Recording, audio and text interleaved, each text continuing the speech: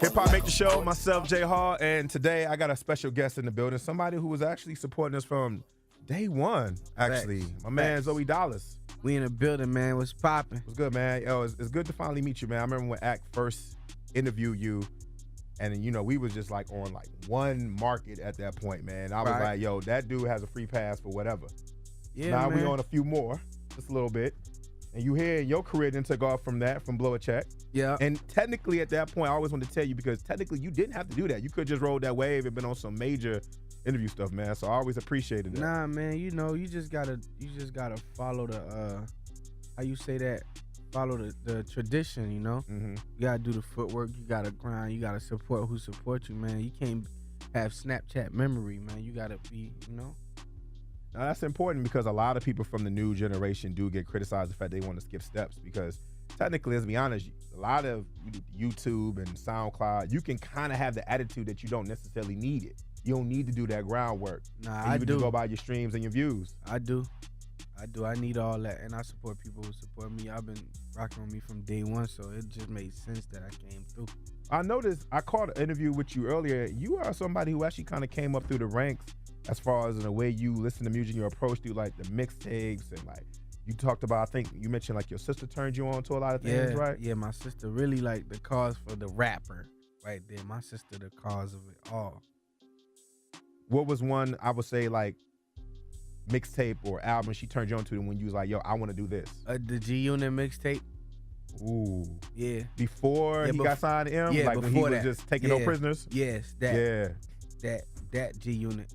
And you was like, that one? Yeah, and then she had the DJ Envy mixtapes, the DJ Clue, the Desert Storm, Volume 1, Volume 2, all that. I've been on top of those for like since I was a child, a kid, listening to those. Would you say your sister's probably one of your early supporters? Yeah, super.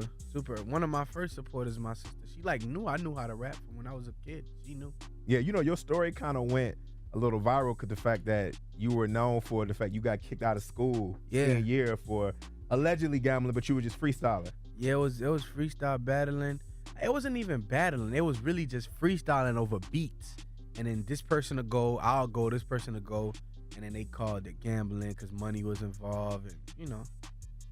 I ain't gonna lie, I felt a certain type of way about, you know, spending, buy a check, because I felt like that was your record and it got away from the fact that a lot of people felt like it was Diddy's. I thought it was Diddy's, and then I heard your version. I liked your version better.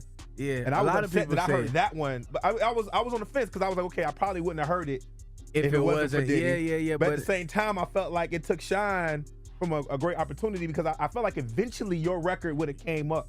Right, it where everybody would but appreciate it. At the same time, I just feel like Diddy, regardless, is bigger than me. No matter how you put it, how you said.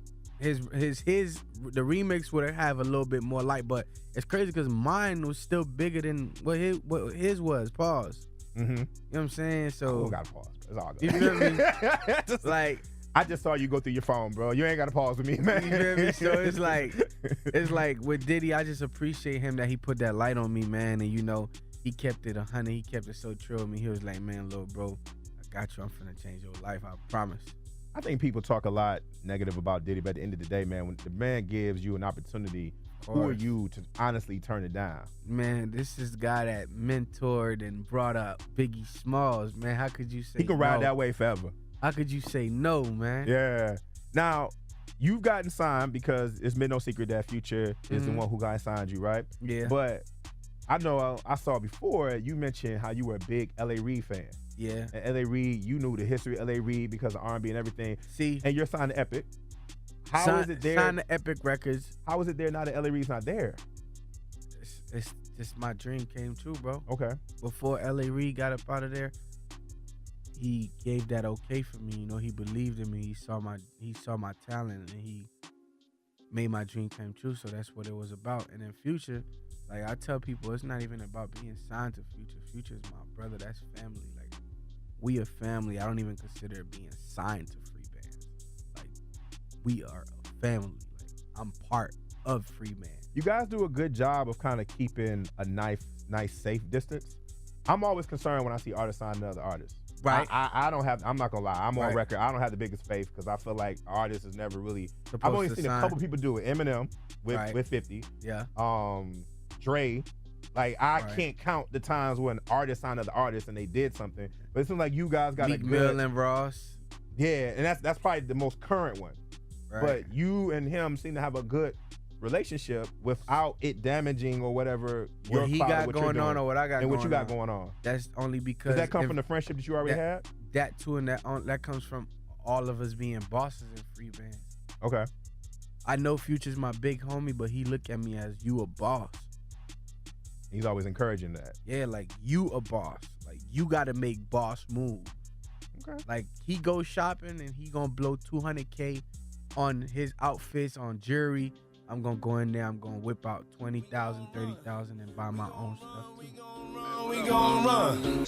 It was nice to see that your wave kind of came back, because I was concerned that the record was so hot, Blow a Check was so hot, that, you know, you were going to fade off like some people. But I see you back with Post and Delete with Chris Brown. Yeah, man, I did Blow a Check, came back with Couches, came back with Bad Things, and then now we on Post and Delete. Was there a part of you that was somewhat a little bit concerned to kind of fall into that same curse? Because Chris Brown kind of take over records also. Yeah, I mean, he's Chris Brown is one of the biggest pop stars in the world. Like, automatically, that's the approach of the record. You're supposed to do features with people that's bigger than you, you know, so you could get their fans to rock with you, so it could give your record a little leverage. You know what I'm saying? But automatically, when you hear Post and Delete, you know it's Zoey Dollaz record. Okay. Featuring Chris Brown. Has to you, in your sense, you think that people are getting to know Zoey Dollaz in today's era? Yeah. Versus just a record being good to rock the Yeah, they definitely get. That's why you have to put out content. You have to do these interviews where people get to hear you and get to know you. You got to do these shows. You got to get on tour and meet your fans, so it could be intimate, so these people could relate to you and stuff. You know, you can't just be an internet artist where people like they don't know nothing about you but whatever you put on the internet. Yeah, because you've done a lot of charitable work, because you've always been so proud to be Haitian. Yeah. And you've done a lot of charitable work with that. You always have mentioned that. And you always been real big on being from Miami. You always been real big on the fact that this is, you know, hip hop, and you're a hip hop head. And it's really easy to get caught up in the storm of everyone of the mumble rap. Right, 100%. A lot of people don't know, like you and the Dave East, you guys kind of stood out above the rest a little bit. And y'all got a relationship too, right? Y'all good, right? Yes. That's my dog, 100%. Is that still important for you, even being in Miami, like how lyrics and things of that still is way heavy? That's 100% still important, because my favorite rapper is Jay-Z. Like, lyrics is super important. Super, super important. We cannot let that art die out. Got guys like Joey Badass, Dave East, myself. Who else is like a great spitter too? Wayne, Drake, J. Cole, Kendrick Lamar, Kiss, Common. Those people are still living, so music is forever gonna live the right way through me and through those guys as well. Now, how did it feel? Because I was watching the BET Cypher, and a bar that I think that got missed, because everybody was talking about the Joe Budden thing, was when you said last year I was watching and now I'm here now. How was that genuine feeling to be there and to actually be able to be spitting in the Cypher, something that you had watched just the year before? Man, it felt, everything that's happened for me in music, like every mark that I hit, it's like a dream come true. Those are things I dreamed about before I got here. Okay. Those are things I prayed about, dreamed about, wish, and it happened. So it felt great. It felt like it's a blessing, and you can never take those things for granted. And if you work hard, you can reach higher levels of things you dream about. Do you think that verse got taken away again because of the Joe Budden? I feel like, and that's like a reoccurring thing with you, like you do something that's like amazing, but then something within that something gets taken away and they miss you. And I'm saying this as somebody who's been watching your growth. I'm like, but y'all keep missing him. Like, okay, did you like the bars that he spit? Now we focusing on the Joe Budden situation, which you've been on record to say that it ain't no beef or nothing like that, right? Yeah, it ain't no beef. I'm not gonna sit here and lie and say, oh, it's a beef. I hate Joe Budden. I don't hate him. Like, in the heat of the moment, we would run into each other. It probably would have been some tussles, some scruffle, punch, blows, throw. You know, you never know. But when I sit back and really look at it, I'm like, man, this man ain't really do nothing for me. But and you made mentions that he's lost a bad chick before, like on the low. That wasn't your first time. Yeah, I said that. You mentioned that was a lesson to be learned for all of us. Exactly. So you just said it within a rhyme. Exactly. I'm like, man, Never lose a bad chick. All on TV, my boy. Okay, I ain't mad at that, man. So anything else we should be expecting? Because I know the Post and Delete is up to like what 2 million right now. It's up there So right now. what else we should be Video out right now. Go make sure you catch that on Vivo, and it's on Spotify. Go stream that. Help your boy cross that thing over, get #1 or something, you know. And then we got more music on the way. I appreciate it, man. I'd love to see our artists grow and do their thing. Yeah. And, I hope next time we talk, you at a bigger place. Man, I pray for it, man. It's coming, though, because I ain't never going to stop. Once you don't stop, nothing stops the minute you don't stop. All right, I appreciate that, If that man. makes sense to you, dig. Keep grinding. Stay blessed up. Stay humble. And let's get it. All right, cool. J Hall, Zoey Dollaz, HipHopMatrixShow. Much appreciated, friend. Man, appreciate you. Let's get it. Whoa!